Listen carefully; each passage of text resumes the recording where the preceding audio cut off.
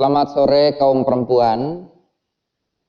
Semoga di kesempatan sore ini ibu-ibu, kaum perempuan di KP Cawang dalam kondisi sehat. Kita kembali bersama-sama juga sejenak untuk merenungkan firman Tuhan. Dan firman Tuhan di sore hari ini didasari dari Kisah Para Rasul pasal yang kelima, ayat ke-17 sampai dengan ke-25.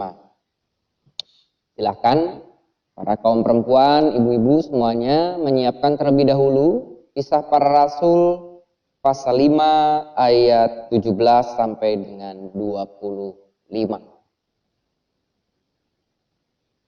Baik, jika sudah menemukannya, mari kita bersatu dalam doa. Mari kita berdoa.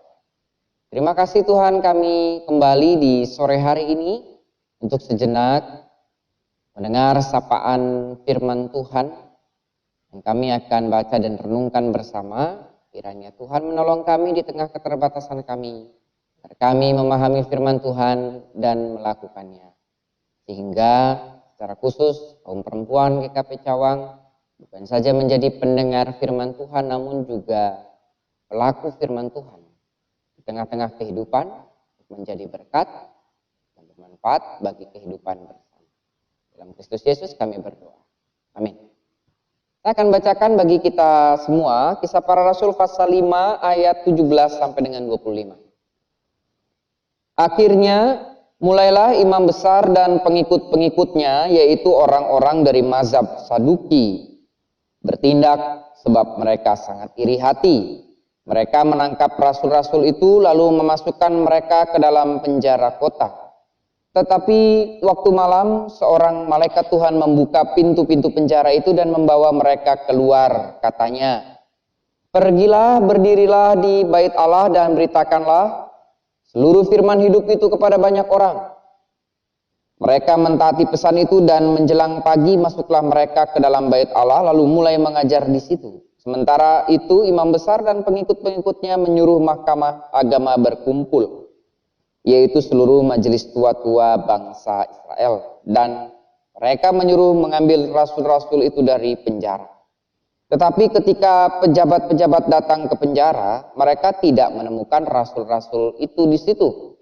Lalu mereka kembali dan memberitahukan, katanya, "Kami mendapati penjara terkunci dengan sangat rapinya dan semua pengawal ada di tempatnya di muka pintu, tetapi setelah kami membukanya tidak seorang pun yang kami temukan di dalamnya." Ketika kepala pengawal bait Allah dan imam-imam kepala mendengar laporan itu, mereka cemas dan bertanya apa yang telah terjadi dengan rasul-rasul itu. Tapi datanglah seorang mendapatkan mereka dengan kabar, "Lihat, orang-orang yang telah kamu masukkan ke dalam penjara ada di dalam bait Allah, dan mereka mengajar orang banyak." Demikian firman Tuhan. Baik kaum perempuan yang dikasih Tuhan, sebagai orang percaya, baik laki-laki maupun perempuan, sama-sama memiliki tugas sebagai bentuk respon syukur kita kepada Tuhan, yang juga dalam panggilan gereja gitu ya, tugas dalam panggilan gereja yang seringkali juga kita sebut tugas panggilan gereja.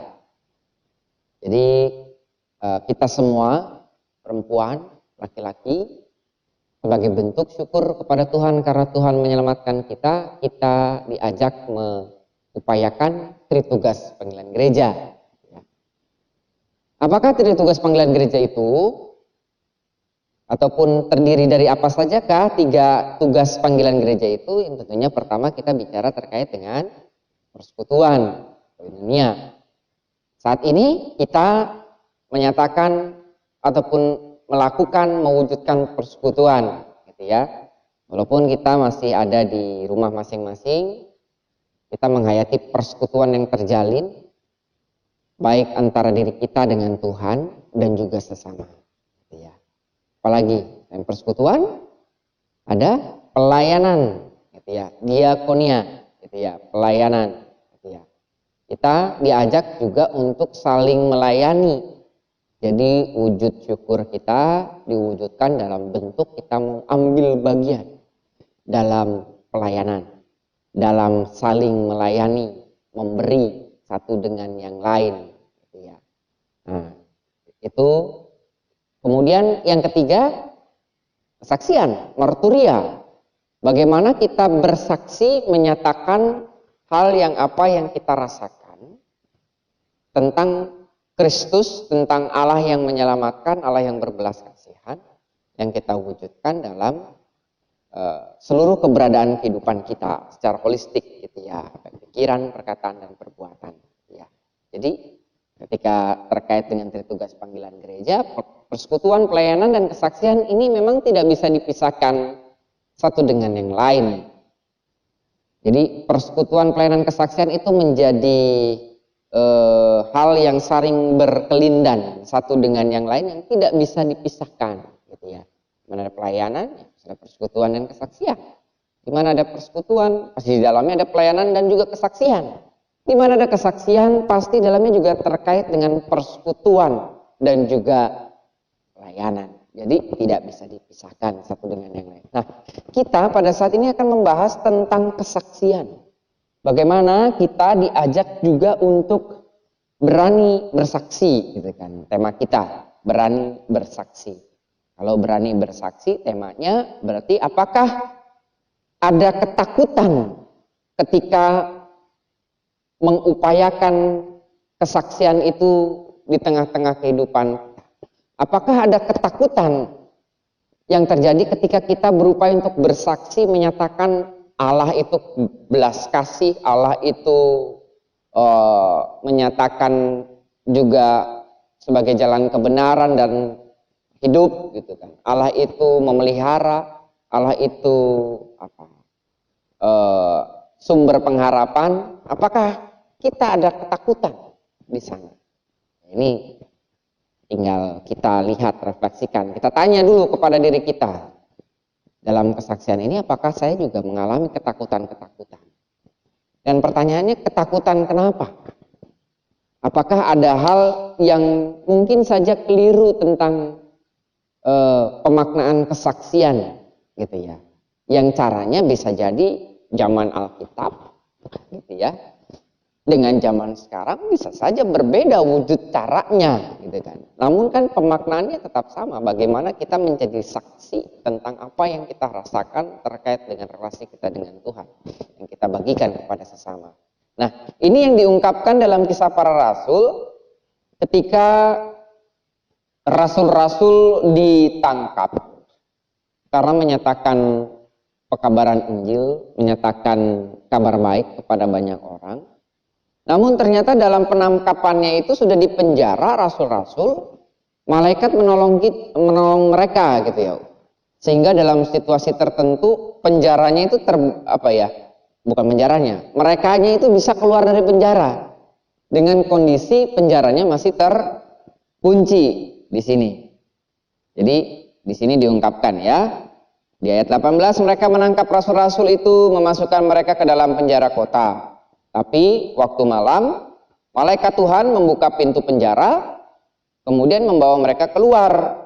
Dan di sini ada tugas perutusan yang diberikan oleh malaikat kepada rasul-rasul. Di ayat yang ke-20, pergilah, berdirilah di bait Allah dan beritakanlah seluruh firman hidup itu kepada orang banyak. Dan di sini diungkapkan juga bahwa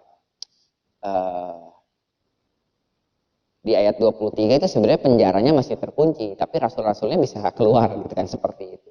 Namun di sana ada tuntunan bahwa malaikat membebaskan rasul supaya rasul bisa bersaksi, supaya rasul bisa menyatakan kebenaran, menyatakan tentang Allah gitu ya. Dan di sini konsekuensinya ya cukup berat juga gitu kan, di mereka dalam status di penjara, ditangkap, mereka harus menghadapi berbagai macam tantangan, bahkan konsekuensi menderita, dijebloskan dalam penjara dan mendapatkan hukuman tambahan lebih gitu kan, seperti itu.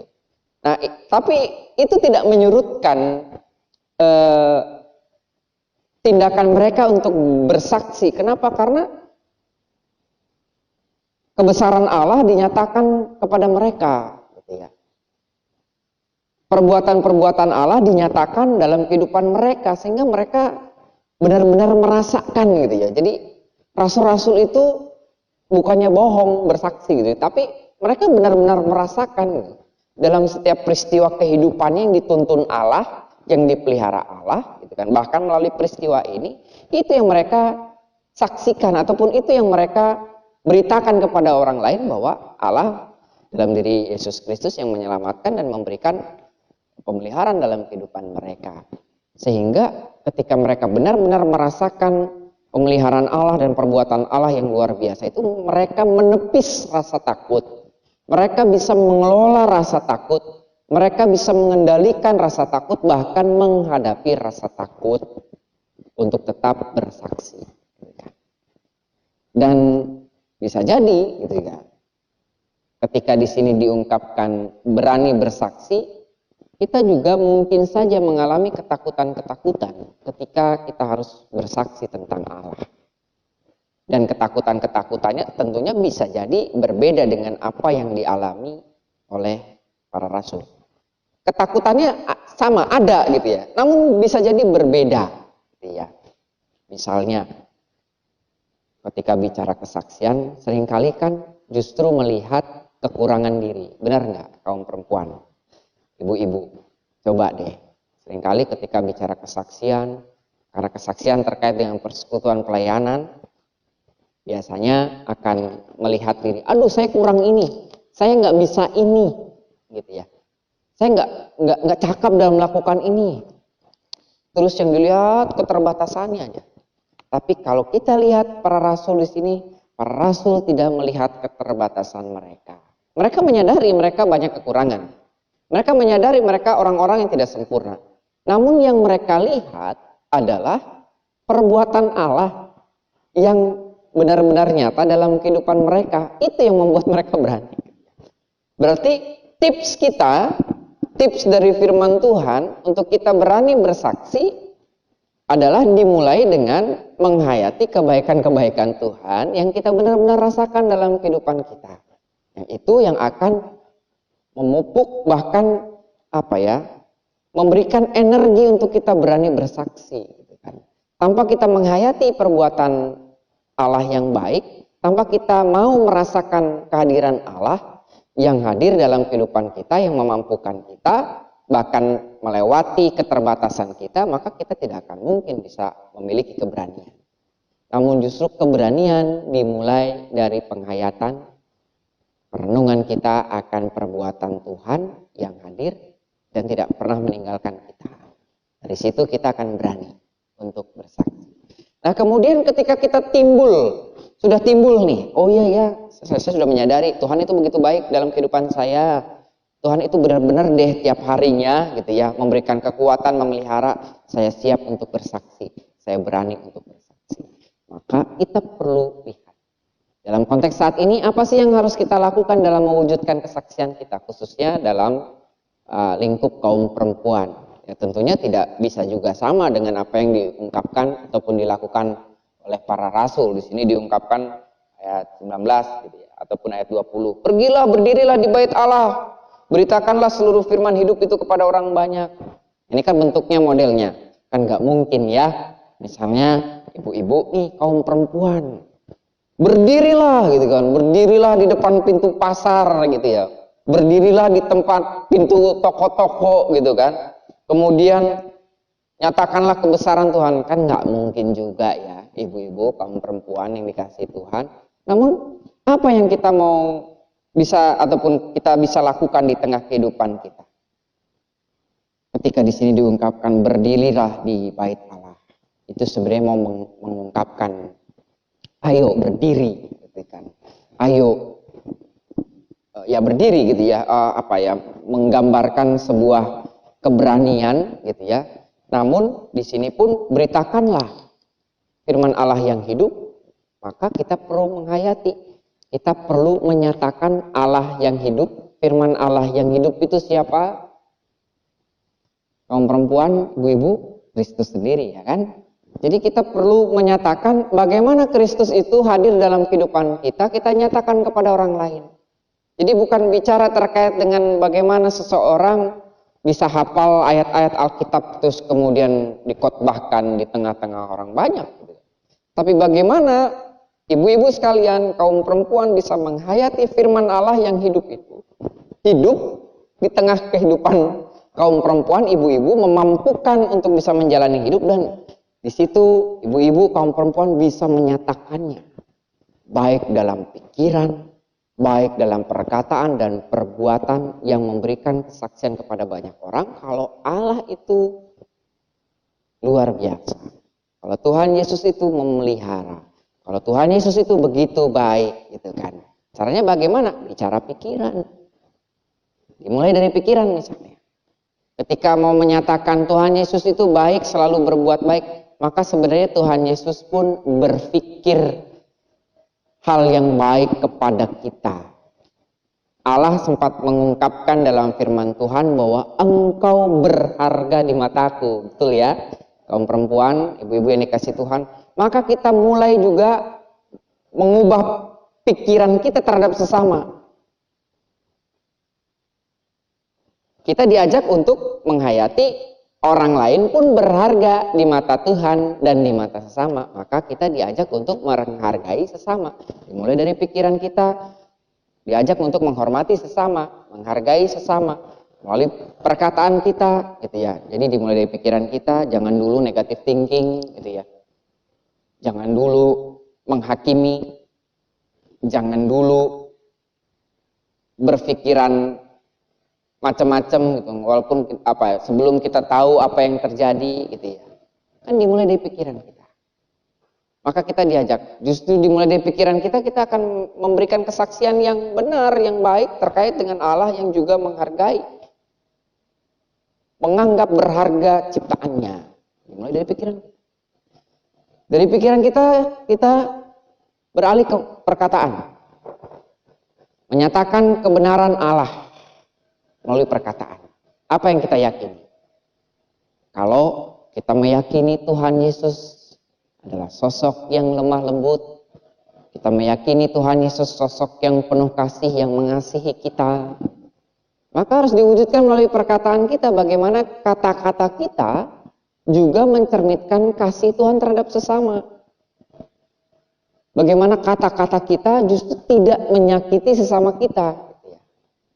Rasul Paulus mengungkapkan, wujudkanlah kata-kata yang membangun, gitu ya. Maka kita diajak untuk berlatih kaum perempuan untuk benar-benar mengelola kata-kata kita. Ini kata-kata kita nih kalau ngomong gitu ya, ini nyakitin ibu-ibu yang itu bukan, atau menyakiti si itu enggak ya, menyakiti anak saya atau tidak. Maka kita perlu untuk mengendalikan kata-kata kita. Terlepas kita mungkin terbatas, kita bisa belajar. Kenapa? Karena Allah senantiasa begitu baik.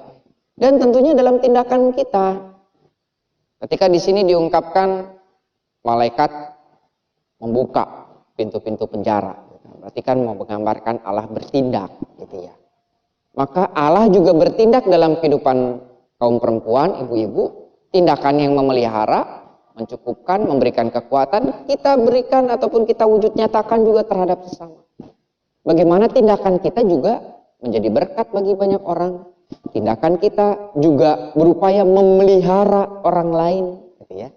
Ketika kita memelihara orang lain, berupaya ya, maksudnya memelihara kehidupan orang lain, bukankah kita juga memberikan kesaksian yang baik? Dan berbagai macam hal, bertanggung jawab, gitu ya. Kaum perempuan yang bertanggung jawab, misalnya. Tema ini jarang ya diungkapkan. Tapi ketika perempuan bertanggung jawab atas apa yang dilakukan dan dipercayai, yang dipercayakan, justru di situ kaum perempuan menjadi saksi. Misalnya, pengelolaan keuangan. Kaum perempuan kan baik di keluarga, baik di tengah-tengah organisasi, pelayanan, seringkali dipercayakan, gitu ya, untuk mengelola keuangan agar bisa menjadi berkat, agar keuangan tersebut tentunya bisa akuntabel, gitu ya, transparan, gitu ya, bahkan di tengah-tengah keluarga, gitu ya. Nah, ketika kaum perempuan mewujudkan itu untuk bertanggung jawab terhadap apa yang dipercayakannya bahkan dalam segi keuangan, maka sebenarnya kaum perempuan sudah menyatakan kesaksiannya. Gitu ya. Kalau Allah memelihara, bahkan di tengah keluarga, di tengah masyarakat, jadi berkat. Mari kaum perempuan kita mengupayakan yang terbaik ketika di sini berani untuk menyatakan saksi atau bersaksi. Ketika taruhlah kaum perempuan punya grup WA nih ya, misalnya gitu kan. Coba bagaimana grup WA itu menjadi ajang kesaksian gitu kan. Bukan sekedar hanya memberi informasi satu dengan yang lain, tapi coba misalnya di grup WA itu ada ide-ide, ini kaum perempuan dalam masa pandemik ini mau bikin apa ya supaya jadi berkat, menjadi saksi. Kan bisa dilakukan sebenarnya. Oh, mau mulai tanaman, mau mulai apa, membuat apa, barang bekas menjadi suatu hal yang berharga gitu ya. Untuk bisa memberdayakan satu dengan yang lain. Kan ini bentuk kesaksian. Malah jangan-jangan di tengah kondisi pandemi COVID-19 pada saat ini, kaum perempuan diberikan kekuatan, energi oleh Tuhan untuk bisa mengupayakan kesaksian yang berdampak, bermanfaat bagi sesama. Dan itu memuliakan nama Tuhan. Mari, kaum perempuan, kita semua bisa, ibu-ibu bisa semua. Namun yang terpenting adalah bagaimana penghayatan Allah yang kita miliki dalam kehidupan kita sehingga menepis keterbatasan kita. Semua orang punya kelemahan. Semua orang punya keterbatasan. Namun tinggal bagaimana sudut pandang dan cara pandang kita. Kalau kita meyakini Allah yang senantiasa memelihara, memberikan kekuatan, bahkan menyatakan perbuatan yang baik dalam kehidupan kita, maka kita akan diberikan kekuatan juga untuk berani menyatakan ataupun menjadi saksi di dalam setiap kesempatan, di dalam setiap peristiwa. Tuhan Yesus memberkati kita semua. Amin.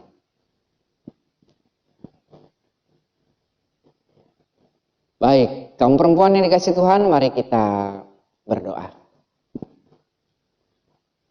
Allah yang Maha Kasih, kami sungguh merasakan kebaikan Tuhan yang tidak pernah berhenti dalam kehidupan kami. Dan itu menjadi dasar kami untuk menyatakan syukur kami, sehingga kami juga menghayati hidup sebagai saksi bagi Kristus di tengah-tengah kehidupan ini. Agar banyak orang juga bisa merasakan cinta kasih Tuhan melalui kesaksian yang kami lakukan, baik dalam pikiran, perkataan, dan perbuatan. Tuntun kami ya Tuhan, agar kami tidak hanya menjadi pendengar firman Tuhan, namun juga pelaku firman Tuhan. Tuhan yang Maha Kasih, Allah yang senantiasa berkarya dalam kehidupan kami, kiranya Engkau senantiasa memberkati kaum perempuan di GKP Cawang pada saat ini juga menyaksikan ataupun ikut ambil bagian dalam menghayati perenungan firman Tuhan di sore ini. Tuhan memberkati mereka, Tuhan memberkati keluarganya masing-masing, Tuhan memberkati dalam setiap pergumulan tantangan yang mereka hadapi. Kiranya Tuhan yang memberikan kekuatan dan hikmat, agar mereka pun senantiasa tetap bisa mengupayakan kesaksian di tengah kehidupan mereka. Tatkala ada yang sakit, Tuhan yang menyembuhkan, memulihkan.